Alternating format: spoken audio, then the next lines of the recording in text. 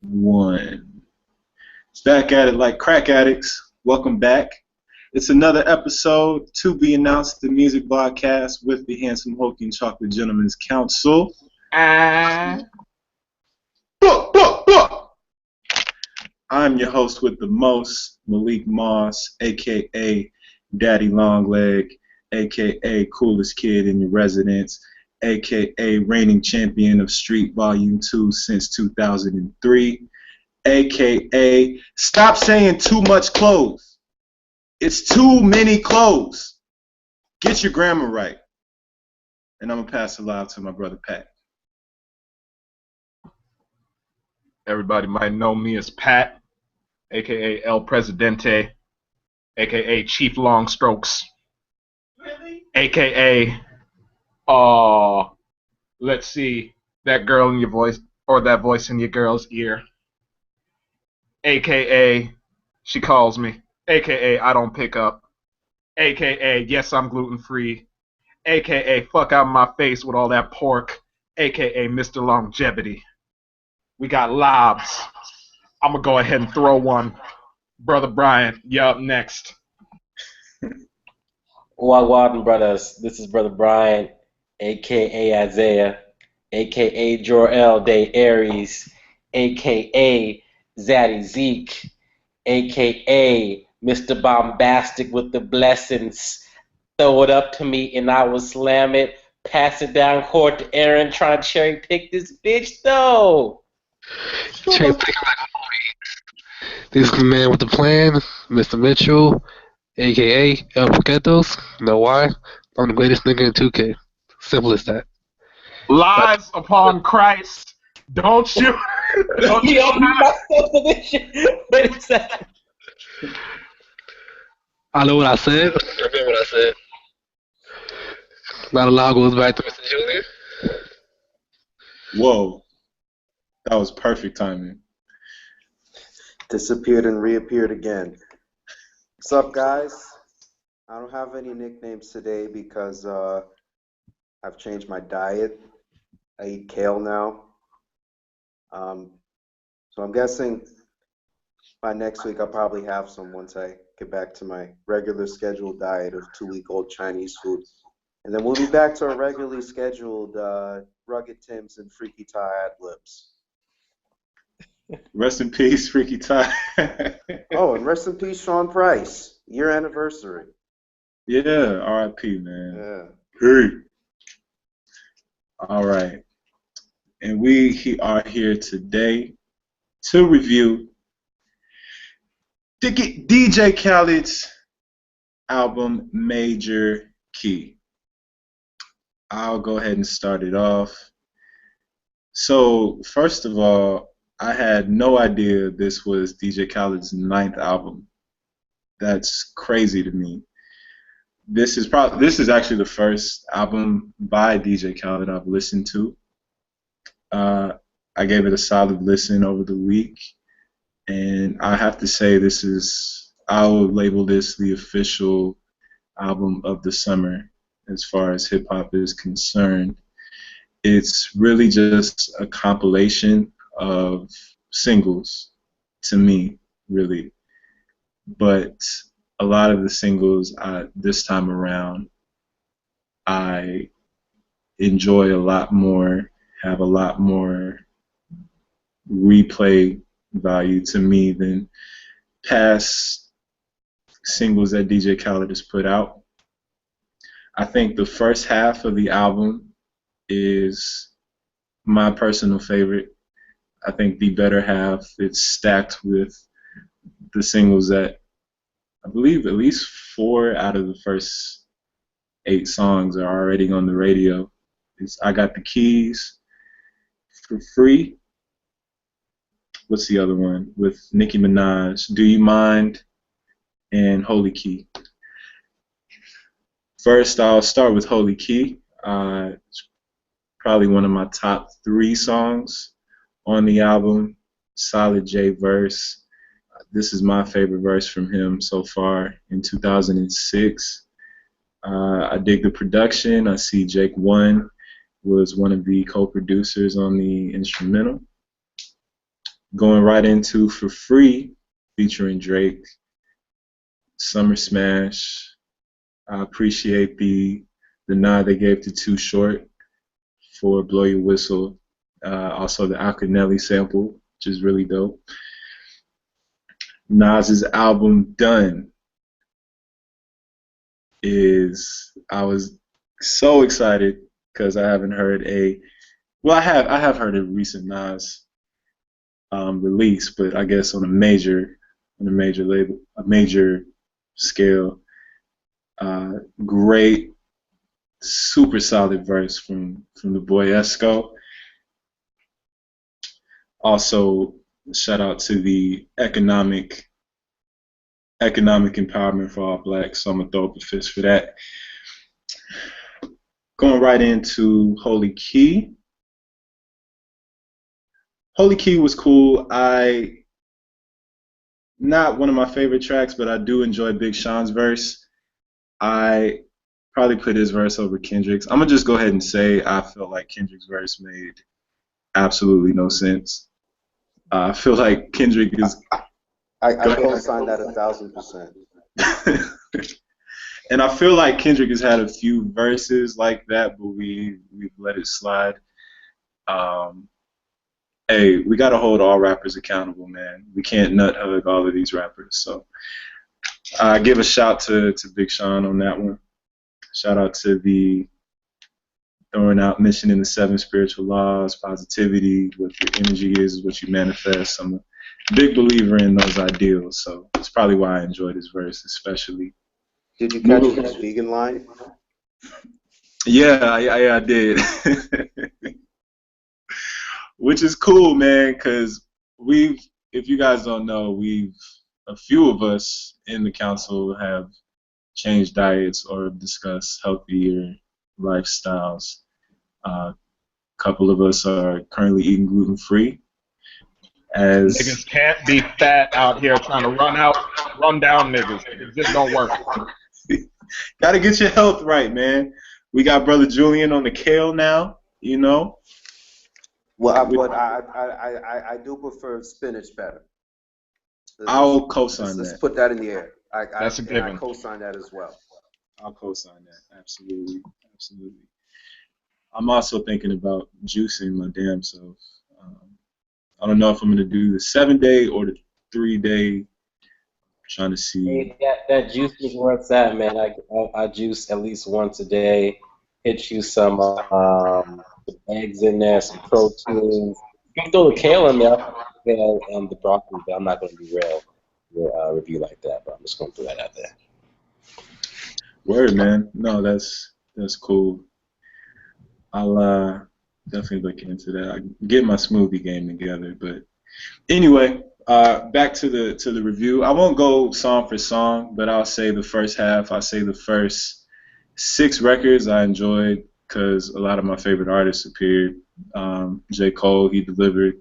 Nas delivered. Drake, Jay, even Future on all of his singles. I mean, the choruses, every single chorus that Future displayed on this album is like exactly what you would expect. But it works, man. It doesn't get old. I like Fuck Up the Club. I also enjoyed the record with Don't Ever Play Yourself with Jada, primarily because of Jada Kiss, because I just get excited to hear new Jada. Not every track stood up to me, though. Do You Mind? I could have done without. Pick These Hoes Apart was okay. I thought Young Jeezy was misplaced on that album. I didn't think he was necessary. The finishing record with Movado, I thought was cool.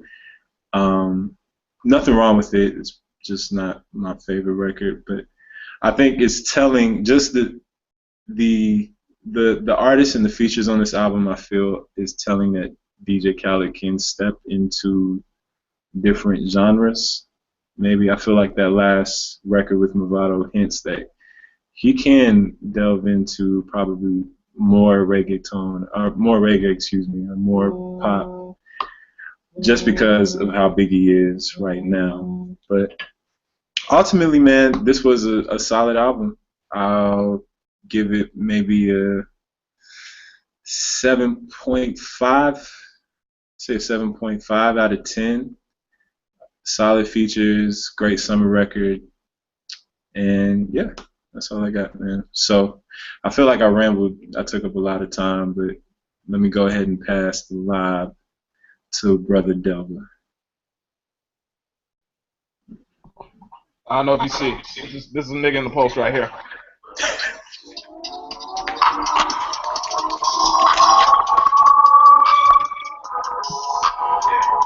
All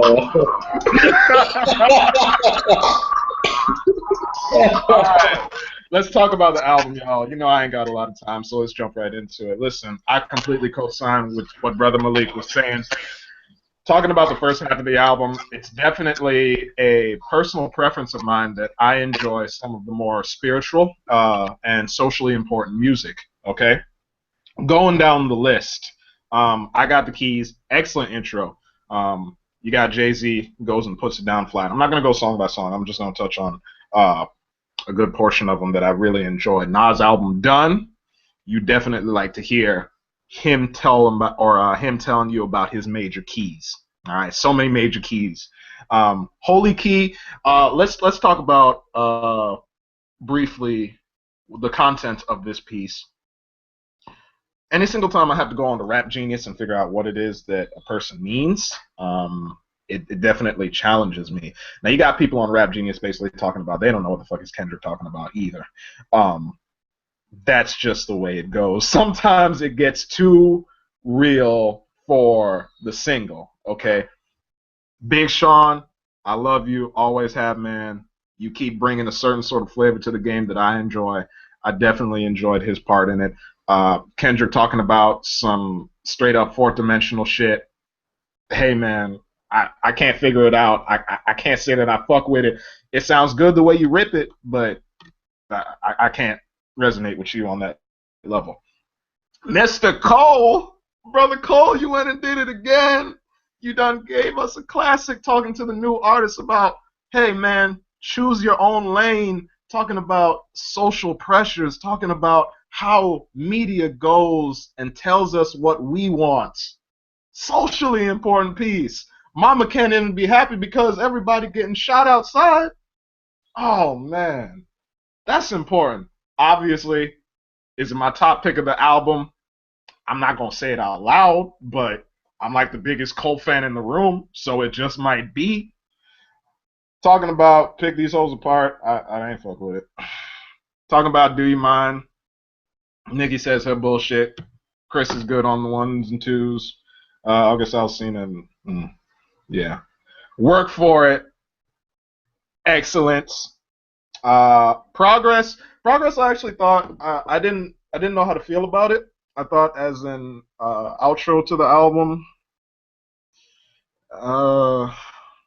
maybe. I don't know. I guess I don't get down with music like that. And then the progression of songs, this was not like a direct line. This was not a continuation of songs that really would make sense if listened to in order. You could take any one of these songs and just kind of throw it in there.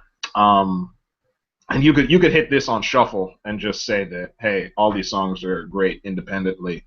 But yeah, this album is good. Definitely a lot of features. Anyone else feeling like Future comes on about every track these days, like Lil Wayne used to do? Oh, also Lil Wayne was in the album. You may not notice, but he was in there for a little bit. So don't gloss over that. He used to be pretty big. So I'm sorry. I was not supposed to throw shade today.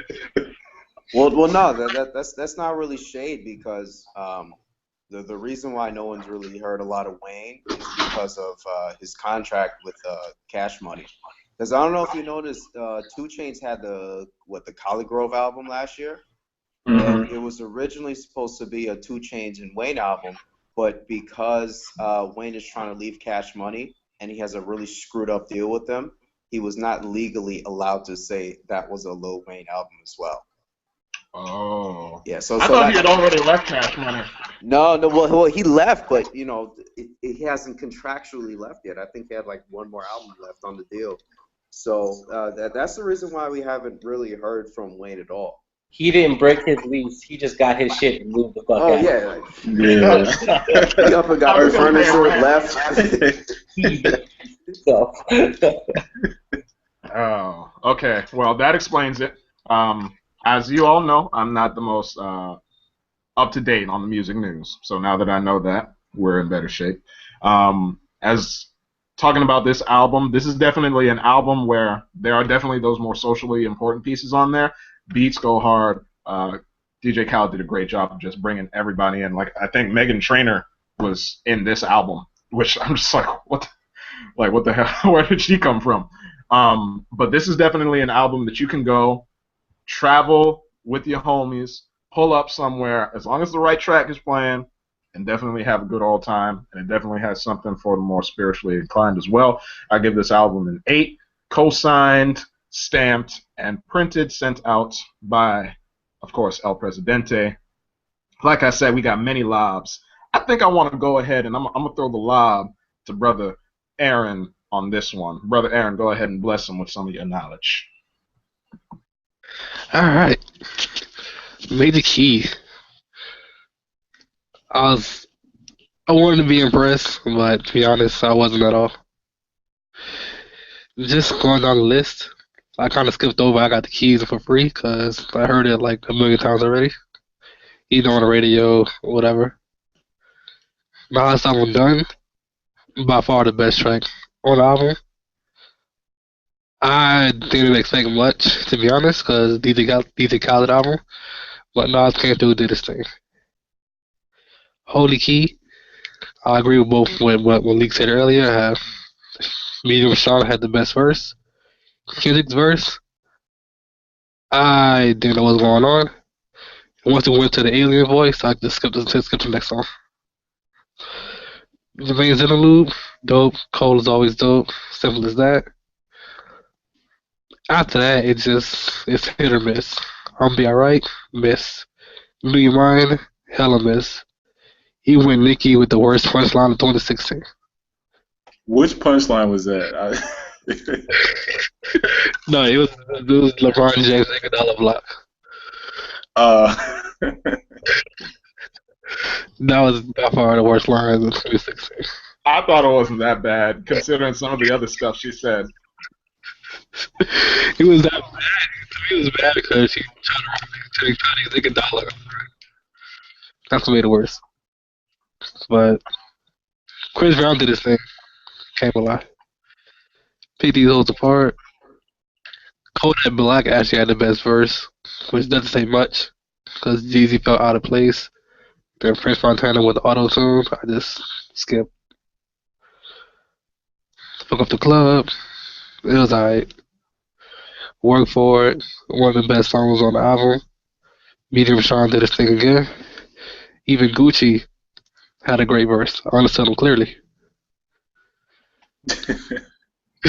Gucci always has great verses. Come on, man.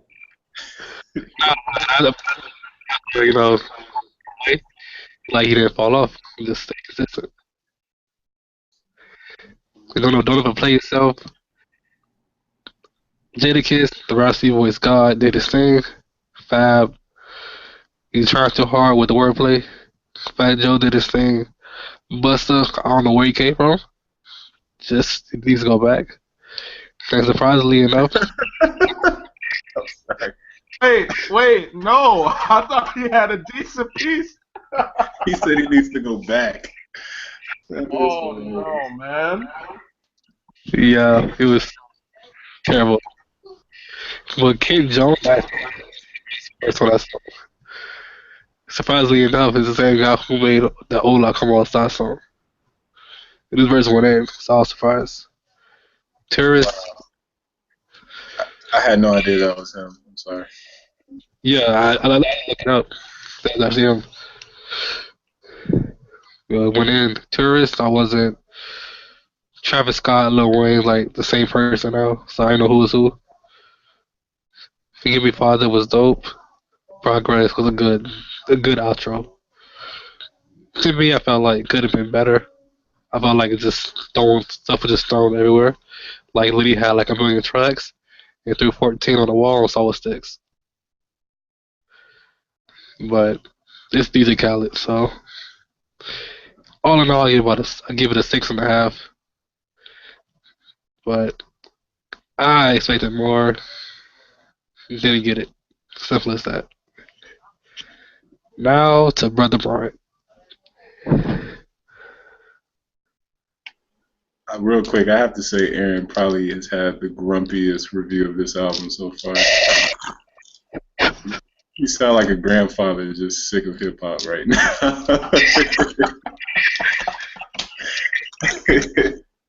And these features out of like Jeezy. I haven't heard Jeezy in a few years. Where you come from? Busta Rhymes. It speaks for itself. Damn. I don't know. You know, there are lower sodium options.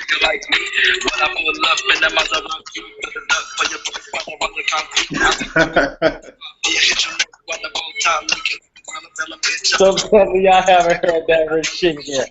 We're gonna talk about this after the podcast. This is the summer heat right here. This could have been on DJ. If I was DJ Khaled, I would slap this little kid right now. He's in Indonesia dropping hits, y'all. Easily, man. Yo, but back to the review. That's the first time I had to put a song that wasn't even the album that we're reviewing this week. It is that real. Y'all Oh, said that was Rich Chigga.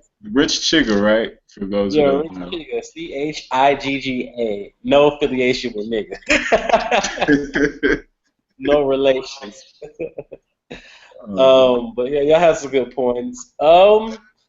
I agree mostly with Malik's review. I like the first half of the album, everything from I Got the Keys down to about Jermaine's interlude for sure. It starts to drop off right at about I'm Gonna Be Alright, which is alright. Bryson Tiller could have been used a lot better. Bryson is that fucking nigga. We need to do a Bryson Tiller album at some point. I just felt like he could have been used a lot better. Not that it was a bad song, but that dude has a lot of good potential and could have been used better. I guess that's a comment on the album as a whole. Julian, I'm not going to steal his thunder, but Julian had a really cool metaphor for who DJ Khaled is as it relates to LinkedIn. And I guess he can say that whenever he does his review of it. But he No, also... you could say it. No, you do it. You're so much better at it. You're so much better. I appreciate it. But yeah, he ultimately brings together like all these like big names, and it works. Like I said, for the first half of the album, and then the second half, it kind of works, kind of doesn't. More doesn't than anything else, and it just kind of leaves you with this could have been better. The one with Movado was actually decent. I think Malik was talking about that as well. Like he ultimately can do whatever type of music he wants to because he doesn't. He creates the foundation for music, but he doesn't go on there and like put a verse in. So as long as he can make a beat where you'll notice a lot of producers, whether that's Khaled, Kanye, even look at people like Pharrell, Nerd, whatever. Any great producer produces songs, beats, whatever that are in multiple genres. Like there are very few producers who can only do one type of genre for it. So I would be interested to see if Khaled could do some different genres of music, whether that's some island stuff or something just different. He can definitely use the same formula that he has now, put a beat on there, and get some big names and continue to sell. I wouldn't be surprised if somebody steals that idea right now. Ultimately, if you guys follow a lot of like EDM, house, dance, whatever music, that's a lot of what those DJs do themselves. Is they'll just put on a beat and then get someone either from R&B or pop, or there's like a trap genre for EDM or house as well, or dance, whatever you like to call it. And they'll usually have like a hard beat, and they'll come some and like have like Rick Ross has done a few of those. Waka's infamous for jumping on like one of those songs. But DJ Khaled and them, they're all using the same form of making a beat and throwing people on there, and sometimes it works, sometimes it doesn't. But back to this, like I said, ultimately, I'm not going to go song by song. My favorite song on the album probably was either I Got the Keys or Jermaine's Interlude easily. Um, it's a decent album. It definitely will be a memorable album for the summer. I forgot who said it was this summer's album. I think it definitely is up there, just because of almost lack of content from some artists. This will all be fucked up, and I hope it is. I hope it is. If Frank finally unleashes his album, we've been waiting for years, Frank. We've tired of playing these games with you. Fuck it up for everybody. Release this shit. No, won't nobody remember who DJ Khaled is anymore. At least not me. So until then, we will say Khaled's name. We will say everyone on here. But Frank, please release this shit, dude.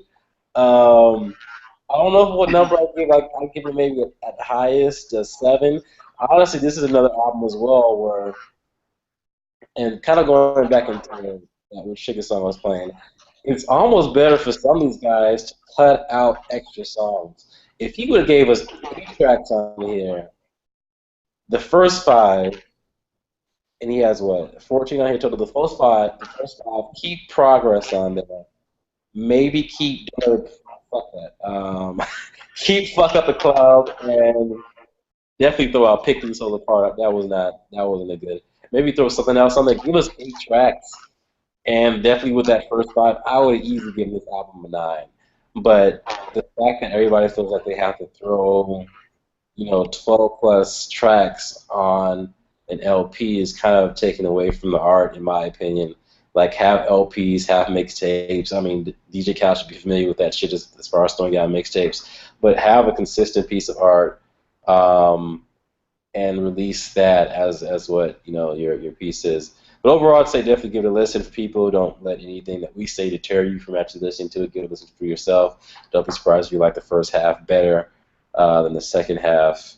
And any other comments I have, I think it's just comments on the industry as a whole.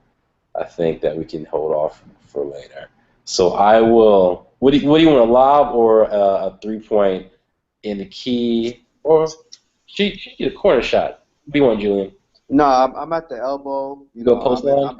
I'm gonna do the high post. High post. Okay, I'm driving. I got up there. I did the Steve Nash, or I could just laid it up. But for some damn reason, I don't want to just get the layup. I'm just gonna post it out to you and get that assist. There you go. All right, nice. All right, well, let's see. Okay, so Khaled. I lived in South Florida for 8 years, so I've seen the rise of Khaled. I've been following Khaled since he was a DJ for WEDR. So I like to see him win. So one thing about Khaled, and this is kind of a big thing people don't really know, is that he doesn't make beats. I mean, he's made beats before, but his real job, per se, is in his relationships. He's the kind of person where he'll find the beat, he'll work with producers, and he'll use his contacts to craft a song. And to me, that's more production than most beat makers. And so Isaiah was going to use my line. Khaled is he's like the realtor or the recruiter guy that likes to add everybody up on LinkedIn and post success memes. That's Khaled in a nutshell. It really is the success memes, the motivation memes on Snap. I didn't know he didn't really make beats and I'm glad you said that because I'm looking over here at like the writers and producers on his album, and the only ones he's coming up as actually being listed as a producer on is Jermaine's Interlude, Do You Mind, Fuck Up the Club, Don't Ever Play Forgive Me. So it's only not even half, maybe 5 songs out of 14 they actually produced themselves. So I was wondering that in the back of my mind as well. Oh yeah, so like honestly he's like a new Puff Daddy, because Puff was like that too. Puff is tone deaf, but he knows how to make songs. You can't talk about Puff like that. Don't be disrespectful now. No, but no, he could even tell you that. I mean, but to me, I feel is that what he does, and like people like him and Puff, they're more producers than a lot of producers out there because they know how to craft songs. See, it's one thing to just be a beat maker and email some guy you beat, but it's another thing to actually be in the studio or whatever, and hey, say this here. Oh, okay, let's bring this guy on this hook. Okay, yeah, switch the beat up on here. But that's what a producer is. Like, I Yeah. don't know. And I'm not trying to derail your review. Like I said, this is going into what I'm going to say for later. Like, that's essentially what a producer is in other genres, is that they'll work with the artist to make a better song. Right. And in my mind, that's what any producer should be instead of, maybe it's just particularly to hip hop or rap, instead of you just like make a beat and say, send this out to someone, you lay on what you want on top of that, and then I'll get my cut, they get their cut, whatever. Like a producer in any other industry, whether it's rock, alternative, whatever, EDM, they will work with the artist to produce a better piece of art beyond just what that foundation is that they laid out. Right, and you could even take it outside of music. I mean, even in film, a producer's job is the guy who manages the budget, does the hiring, does the personnel. They make sure this shit happens. Yeah, they make sure it happens. So I mean, yeah, you could be nice with a camera and all, but if you can't put a film together, that doesn't mean anything. So that's one thing. Another thing that I like about Khaled is that he knows how to make something that has a little bit of something for everybody. I mean, he'll have God MCs like Jay-Z and Nas. He'll have the people that's hot now like Drake and Future. And then he'll give us old legends like Fat Joe, Busta Rhymes, Jadakiss, and it's a good blend of everything. So not to repeat what everybody said already, but the first half was pretty solid. I Got the Keys. To me, it's the track of the summer.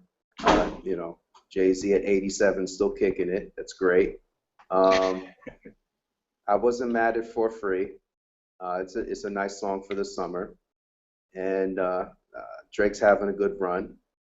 Let's see what else we got here. Yeah, Nas album done. Shout out to Nas. He finally shouted out his company that he invested in, Bevel.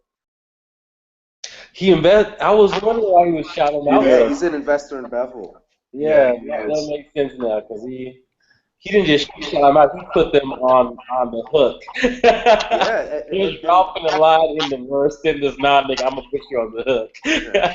See, I slander Nas a lot because he's not Jay-Z, but Nas has actually done some pretty savvy business moves. Like he has his own little label where he has like Run the Jewels, Fashawn, some other guys too. You say He's Sean? Yeah, Fashawn. Yeah, Okay. yeah. Let's see. He's also he was an early investor in Rap Genius, and now he's an investor with Bevel. So he's making good moves out there. So I'm looking forward to the album, and I mean, there's nothing more I can appreciate. You have a guy that's been rapping since '92, and he still sounds the same. That's something to say there. And let's see what else. I like the Jermaine interlude. Look, J. Cole needs to do more of that more often. Do what? Do what? The hatchet has been buried. You off the call.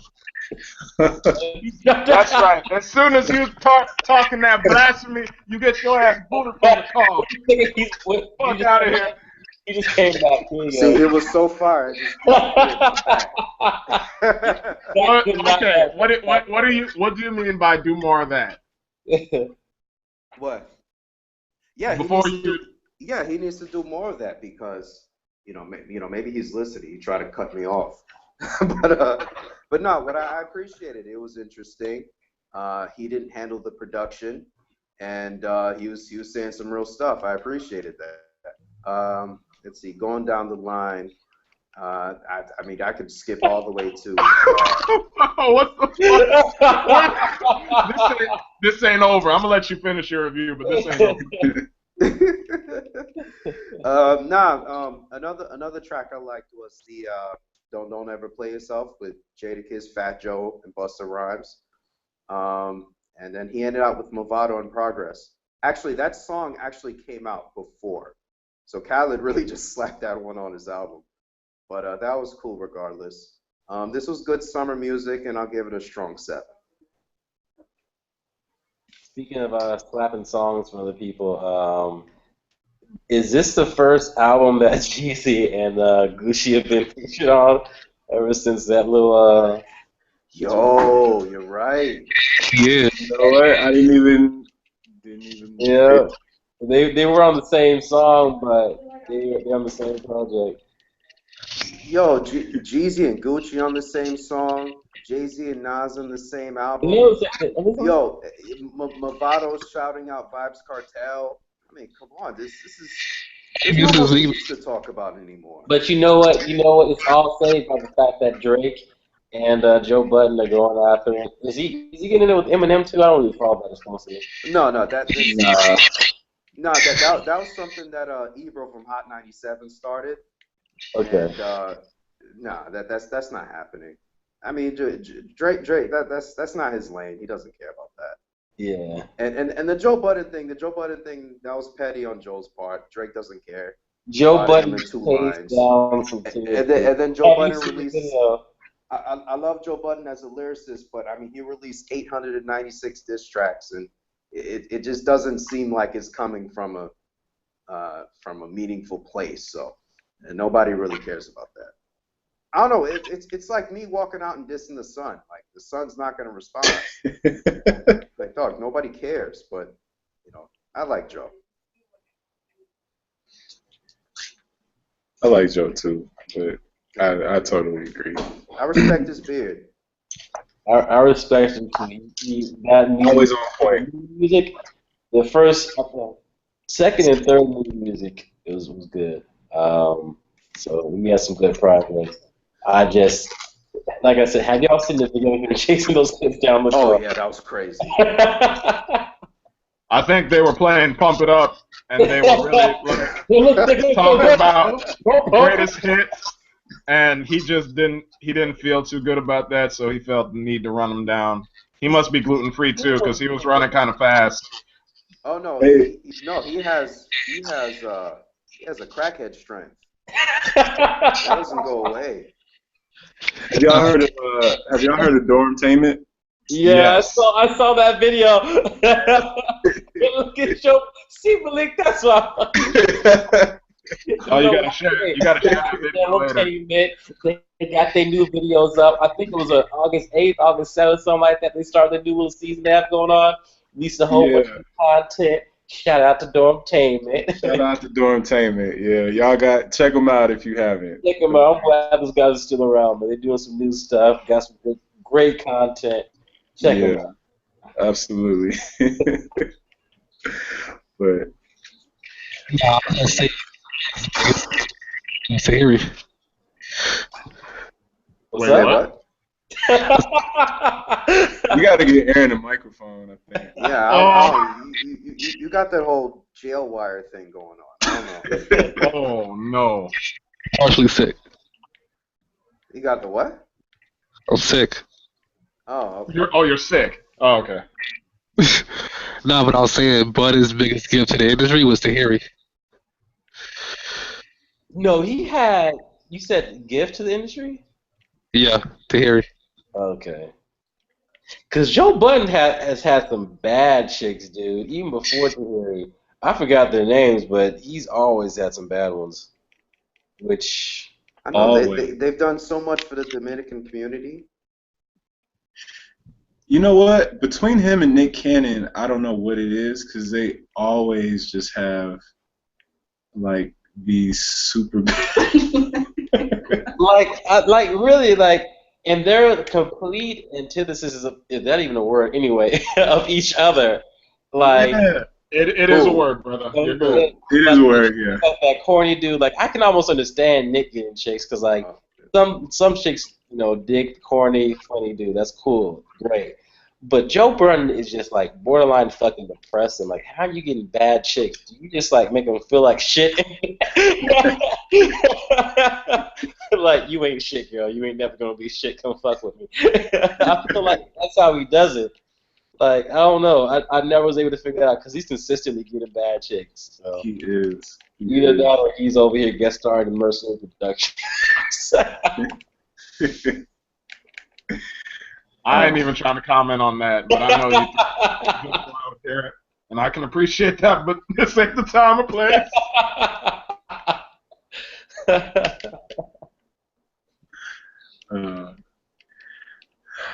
Wait, hold on. Brother Malik, I think, what is that? It's my pettiness acting up. Brother Julian said something earlier, and I couldn't let it go. I'm waiting for my moment.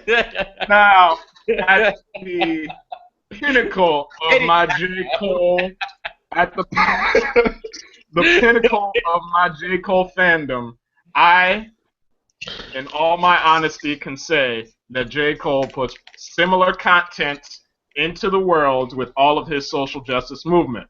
So, if we're going to be professional about this, I would like Julian to explain what it was that he did different that he usually doesn't do in his albums, because Forest Hills Drive was more of an album with story, social importance, and it's not like he doesn't put that content out into the world. So, Julian, what did you mean?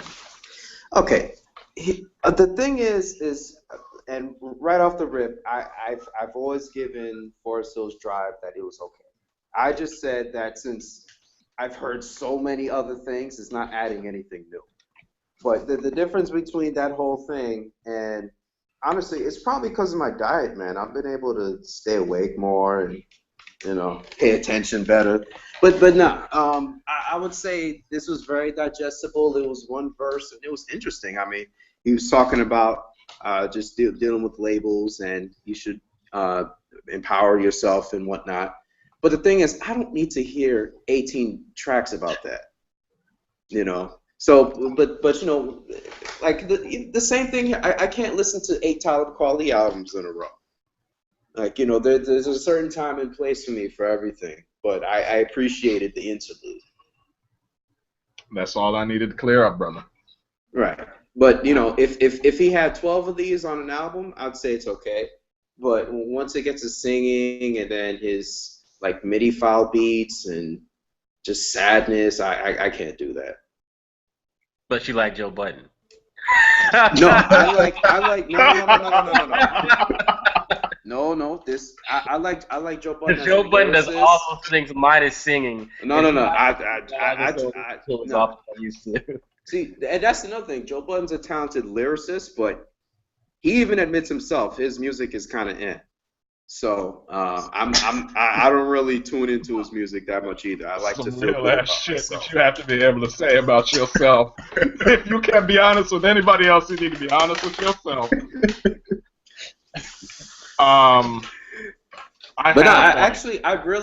really got into Joe Budden after Slaughterhouse when they all got together. And that was right when I started fall off with him. I did not think it.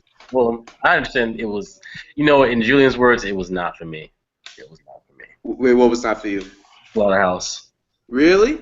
Yeah, man. Oh, wait, like, okay, the Slaughterhouse albums were in, but just the idea of you had 4. Oh, okay. Yeah, just the idea you had 4 very, very, very overlooked lyricists that just got together and just made a super group. I mean, come on. Royce the 5'9's ridiculous. Joel Ortiz ridiculous. Crooked Eye's ridiculous. And Joe Budden's ridiculous. No Royce. That's something I wanted to bring up. I think I spoke to Julian about that. There's that vinyl bar down here in Orlando, and they have some pretty dope people go there and talk about hip-hop, whatever. They were talking about that Royce, debatably, is the one who could, if anyone, stand up against Eminem in a lyricist battle. Also, I agree 1,000%. Okay, you agree with that, dude? You need to go there. They have some like legit hip hop heads. I'll go on there and say I am a big music fan, but some of those dudes are hip hop heads beyond another level. And I almost I was never at the middle of the circle. I was towards the they were shit, and I was like, damn, this is rap genius in an embodiment of a human being. No, I mean, look, no, like people forget that M and Royce came up at the same time, Yeah. and then Eminem blew up and Royce the 5'9" stayed underground. But honestly, to me, I think Royce the 5'9" is a black Eminem. I mean, he can do anything Eminem can do, and I fully believe that. And yeah, lyrically, there's nothing Royce the 5'9" can't do. That I mean, there's nothing that Eminem can do that Royce the 5'9" can't. And I mean, you've seen that too in their Bad Meets Evil album. I mean, that was a tie. Even though every single radio station just said like Eminem featuring Bruno Mars.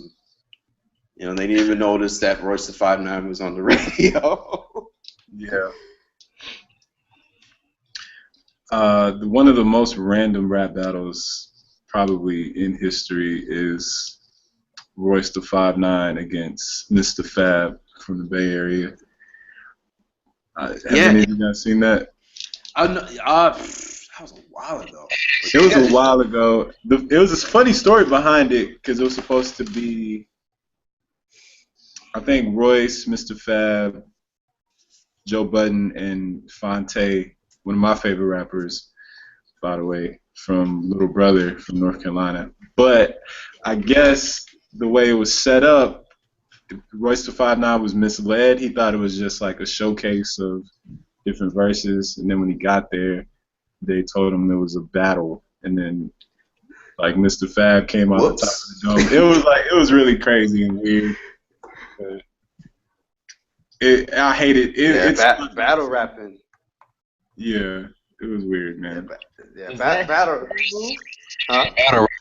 Does that happen before? Do people just go up and battle rapping? I mean, you have URL. I mean, like battle in its truest form. I feel like freestyling. No, not at all. I don't think. I don't know. I have a full-time job. I can't watch like two dudes and like 1,000 other dudes in a sweaty basement just going in, being offbeat for 40 minutes. But I don't know. Battle rapping, I don't know. I feel they need to make some changes to battle rap. I can't deal with the spoken word stuff they're doing now. No, but I still follow it. It's like freestyle is all written rehearsed. Yeah. I like Disaster though. I thought Disaster was cool. I mean, he's extra sometimes. We did the cannabis was up there. Oh, Cannabis? You got washed, man. But the thing is, you kind of expect that because Cannabis was never an industry. He was never a battle rapper. Cannabis was always a guy that gave you hot lines, but you know, battle rapping's a whole nother sport. Yeah, but just he put down the pen of paper. I was like, damn. Cannabis broke my heart. That was a sad day. If I had a baby in my arms and I was in the crowd, I would have held the baby up with a single tear running down her eye and just showed it to Cannabis. That's how I felt. Look, everybody that wore a Pele Pele jacket had a tear through their do-rag when they saw that happen. Oh man. All right. What else is in music? We're gonna go back to Rich Trigger. Has anyone listened to that song other than me? No, I have not. I've seen it and I didn't even want to turn it on because I thought it was a joke. Don't limit yourself from that. Listen to it. If you have to do with your eyes closed and realize he's not a little Indonesian kid, cool. Because he does not sound like a little Indonesian kid. Y'all need to check that man out. Rich Alright. Rich Chigga. Dat stick. Alright, I mean, I'll take a look. Y'all will thank me later. Alright, so important question for the group. I'm fairly certain I know the answer to this because everyone is halfway intelligent. Drake versus Eminem, who you got in the battle if it goes down? Donald Trump. The fuck? Who said Donald Trump? Let me come drive over there right now. I mean, it's just such an obvious question. It's like, come on, man. I know, but sometimes you just gotta ask just to invite the discussion. Because here's how I envision it. Everybody Yeah. here has seen the movie 300. Now you remember when the messenger comes to Leonidas and he starts talking that good shit. And what Leonidas do? He kicked his ass so far down the pit that he was never able to return. And I feel like if this is how it happens, that Drake will fall so far down the pit. And let's be honest, Eminem is not he's not relevant anymore. If you get bodied by Eminem at this point in history, you have been bodied by a man who is so far out of the social world that I don't think you can recover well. Like people talk about Drake and Meek Mill. Meek Mill was relevant. Eminem is no longer relevant. That does not mean he does not have that super hot fire, but he's just not relevant anymore. I have 2 points on that. I mean, number I'm gonna one. go after Julian. You hit it, Julian. I'm gonna say something later. Okay, actually, no, I could bounce past it to you. Okay, bounce back. Yeah. I don't think. First of all, I think lyrically Eminem would win, but you got to define that win. Like it's the same thing with the Nas and Jay battle. Like Nas, honestly, and I know Julian's probably gonna disagree with this. Ether is the fucking diss track of all time, but Jay won the battle for other reasons outside of the song. It would be the same thing with Eminem and Drake. Eminem would probably kill him on the actual diss track or tracks, plural. But I just think the way Drake is set up with his likability and just how he's able to operate in the business, whether that's just music or entertainment as a whole. No, very few people other than deep hip hop heads would admit to having Drake win today in today's media, no matter what happens. I mean, Drake lose today, no matter what happens. He's just set up to win. So even if Eminem legitimately beats him, which he probably will, damn near death, I don't think anyone would admit it just because of how Drake's operated and how the industry is and just the pull that he has beyond that. Like, the only person who can end Drake's career at this point is probably Drake himself.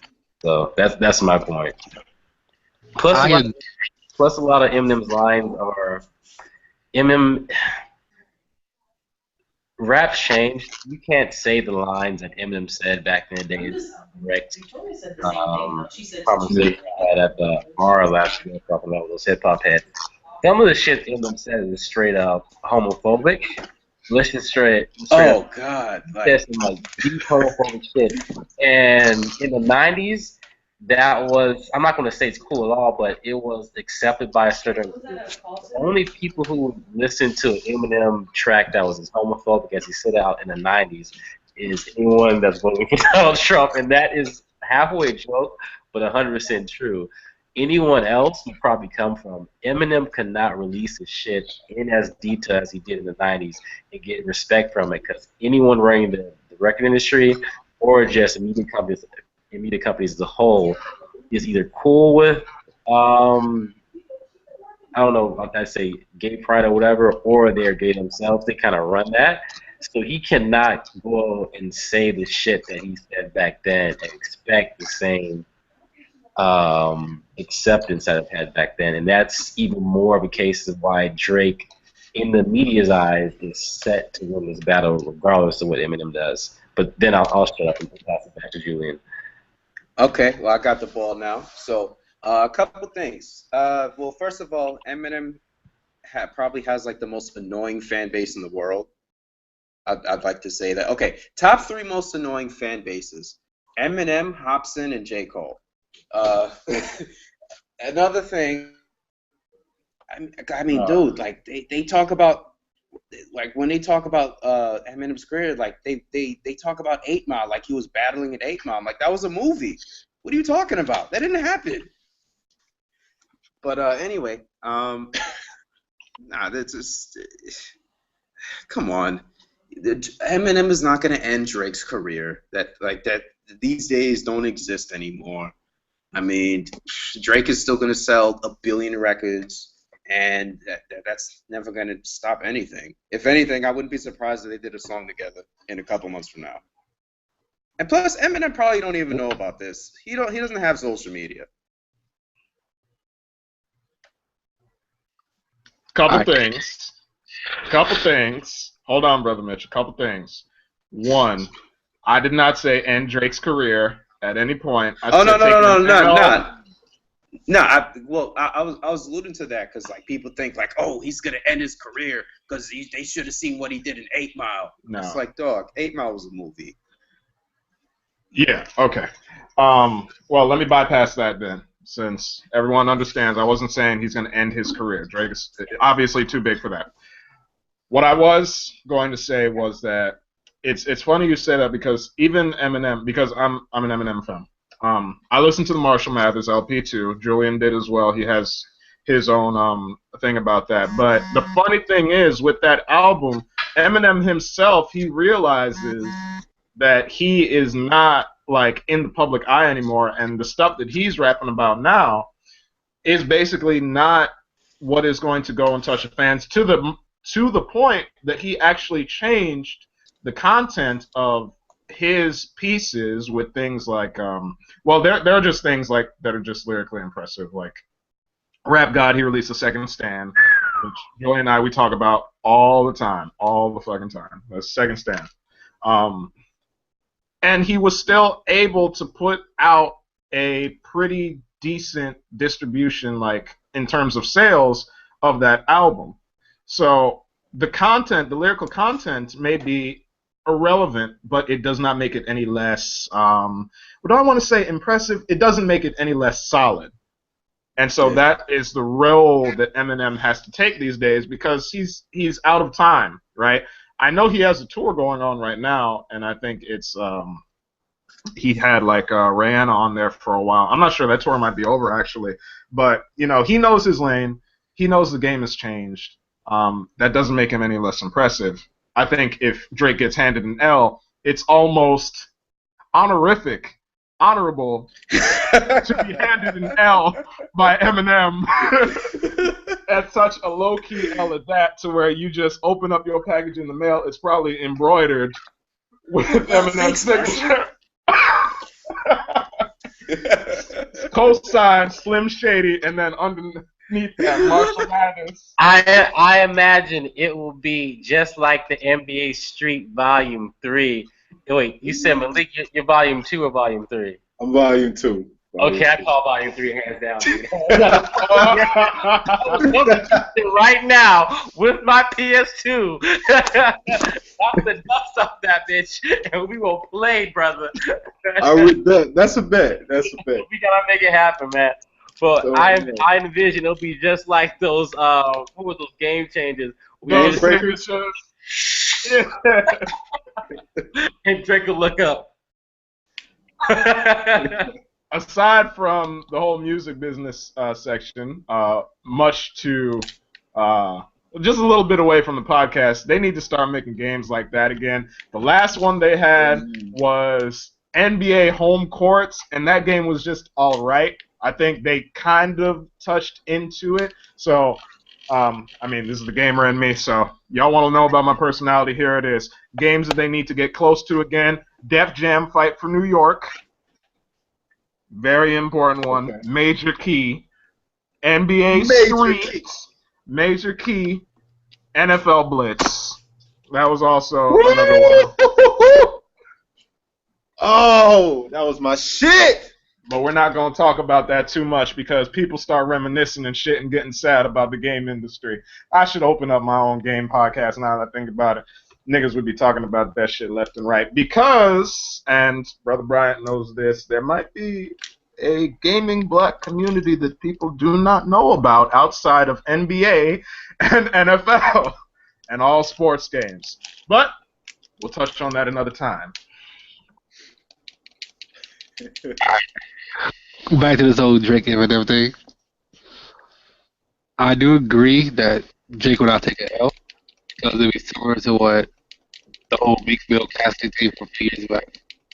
You have the relevant industry guy, versus the irrelevant industry guy.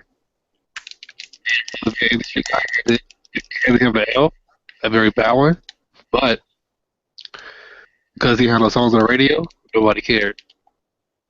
See, but that's another thing though. Like we say Eminem's irrelevant, but his last album went platinum. It damn sure did. That's Yeah. a point many people sleep on. It went gold in a lot of places and platinum over here, I think. Oh no, it went platinum in 2 places, I think. Yeah, like every white suburban kid in like North Dakota left their mom's basement to go buy that thing. Like, it went platinum. I think Eminem can rap until he could release albums until he's 80 and go and go platinum easily. I think he's the only rapper that can do that. Okay. But, you could probably do it. As far as what I think about the battle, I really don't care, man. Honestly, Yeah. I really don't care. I kind of side with you. I care because I don't know, because I need to hear Jake rap for real. like if this was like freshman year of high school, I'll just be flipping out over this. But Yeah. I don't know. I've seen so many beefs. I've seen so many battles. I've seen so many things, and this just isn't one of them. It's a different time. We're not in the same time where this would have been. And let's talk about what would the, because I don't even know. Was it Julian or Malik who said that some radio guy made up the beef? Yeah, it was I might Ebro have from seen Hot it. 97. Over. You know when they had the Pac and Biggie beef, like there was a whole thing with him fucking Faith, and there's just so much shit like totally trying to kill him. Like there were layers to that shit. East versus West, if you want to even talk about that, there were layers to that. But I feel like nowadays people get like Jimmy, like what Drake was talking about. You'll have a beef over Twitter. What the fuck?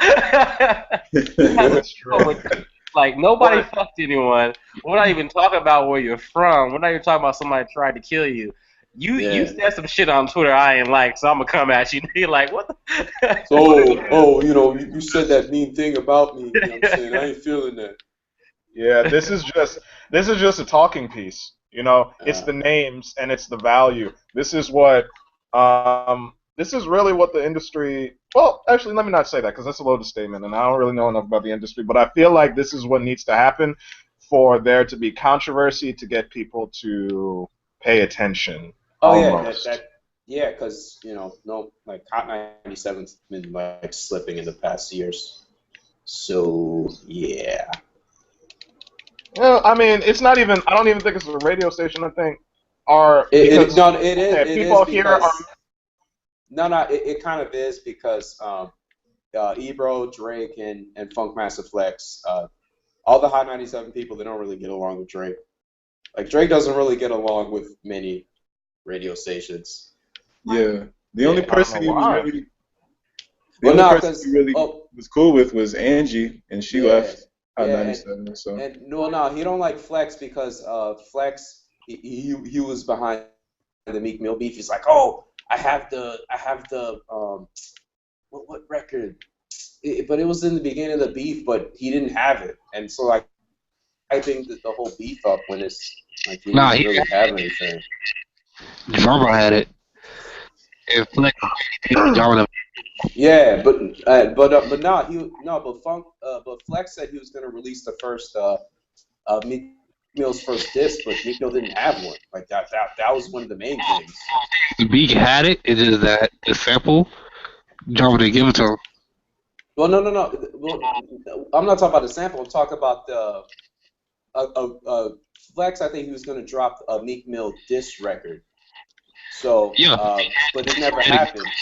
No, it was ready. Is that because the sample wasn't released? It wouldn't sound right because the disc is based on the sample. Okay.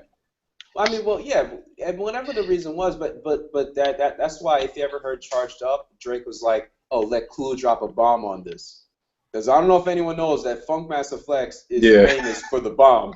So he said, "Let DJ Clue drop the bomb," but DJ Clue doesn't drop bombs. And it's so funny because now you have a whole generation of kids thinking DJ Clue drops bombs.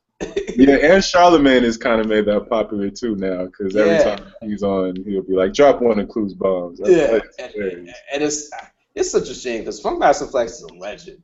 He is. Yeah. He is. He is, man. Yeah. We have so many Funk Flex tapes, like, Yeah. but hey, And now man. he's just known as the grumpy old man that all the young people diss. You would die a hero. Shout out to Flex Bombs. When we get a soundboard, we have to throw that on. Yeah, we'll drop the blue bomb.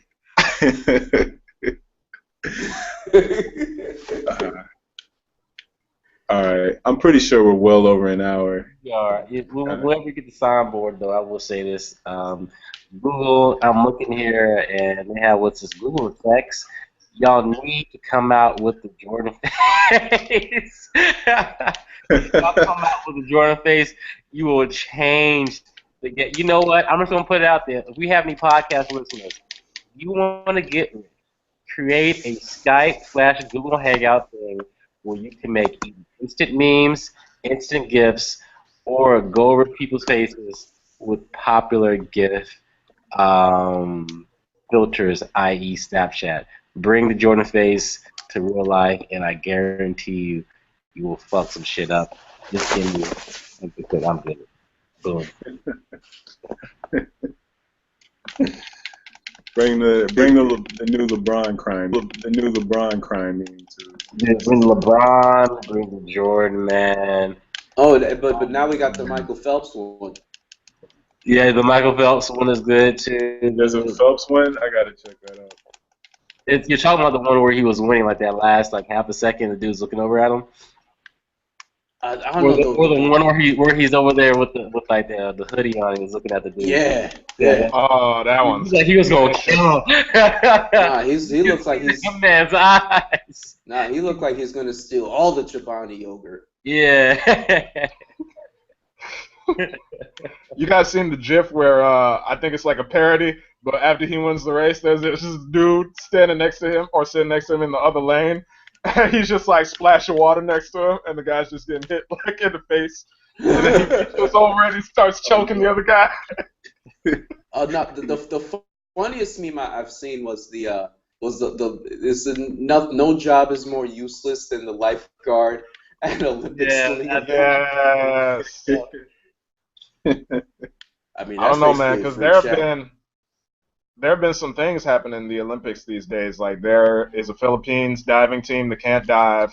There's this guy who broke his leg. They won their trip to Rio and the possibility of fucking an Olympian. That's it, dude. You know they hand up the stuff. Probably the Olympics. Like, we're gonna get this trip to Rio. We're gonna go see Adriana. I'll be at Adriana Lima's house every day. Yeah, man. There's just a good time. Good time for the Olympics. Simone Biles is killing it. Michael Phelps is killing it. Bolt is killing it. Just a whole bunch of people that are just outclassing. And actually, you know what? Hold on. Mike Phelps didn't actually win by that heavy of a margin in one of those races, I think. I think it was against this guy. Yeah, he just happened to reach out for the end, and I think he had like a longer wingspan. Who's going crazy on their clicker right now? That's a good question. Okay. Oh, now we're going to stop. I see what it is. All right, go ahead, Pat. No, all I was going to say was that it's a good time for the Olympics. 31-year-old can come and still fuck everything up. 19-year-olds that are apparently gymnastic prodigies. Yeah. I mean, I've only been able to really watch because I've been at work, and then I think swimming is gymnastics is like early in the morning, so I only catch the clips like after the fact. But more to the point, I know we're running long, so if we have the sponsorship packages. Go ahead, Go ahead. Take my hat off, give you a corporate for y'all. Pat, you have the smoothest transitions, by the way. If I never told you that, you always have like the perfect transition, man. I appreciate that. You smart, you loyal. Sometimes you just bring a certain thing to the conversation. For those professionals and entrepreneurs in the crowd, maybe you may be familiar with the Grant Uncle Grant, Uncle G Cardone, and all the great advice he gives to aspiring entrepreneurs, sales professionals, and just general champions as a whole. Recently, he's come out with a great wristband entitled Don't a Little Bitch. I'll repeat, don't be a little bitch. Because champions dominate. Recently, brother Kyrie Irving was spotted wearing such wristband during an interview for the Olympics team. And if you don't know the meaning behind it, it applies to sports, sales, entrepreneurship. There are going to be hard times in life, obstacles, things that will encourage you to come up with excuses. But excuses are for little bitches. And you don't want to be a little bitch. You won't be a little bitch because champions dominate. If you would like to display that belief, go out and buy yourself a Don't Be a Little Bitch wristband. Grant Cardone. That might take it for tonight. That might be the best Cool. package for tonight. You set the bar too high. I had a little something planned. I didn't have much myself, but shit, man, shit. Perfect. You got something, brother Malik? No. All right. I'm just gonna hit this little thing. Now, mind you, I've already said Isaiah's was the best one today. In self-development, nothing is more important than the ability to manifest mind into matter. So today's choice, which was recommended to me by a good friend, who got it from another friend. Think and Grow Rich, a black choice. Obviously, you don't have to. There are different editions for this book. I think there's even a Latino edition. But Think and Grow Rich, a black choice. I can't read it for too long because it's chock full of content, and I think I suffer from not having enough of a attention span at times.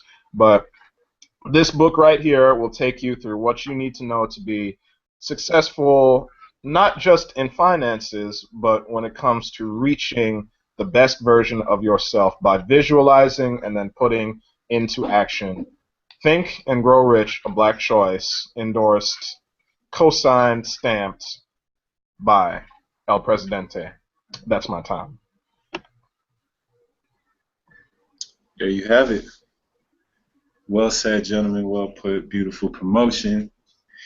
So, without further ado, I think that is a good closing mark. You ain't got to go home, but you gotta get. You need to get the fuck out of here. Oh man. Okay, so we went over a little bit this time. The great conversation. We hope you guys enjoy it. Y'all better enjoy the content. Put a like. Leave some comments for those podcast listeners. Tell all your friends, they grandmama, because you know she into electronics like that. Tell them all to subscribe. We got this good content coming out for you. I can't announce the next album, but I promise it's going to be fire. Fire. And don't forget to share it too. The best thing you can really do is share it. Share it and check out our SoundCloud, To Be Announced, the music podcast. We are uploading episodes as we speak, so stay tuned, stay locked in, enjoy these albums. Tell us what you think.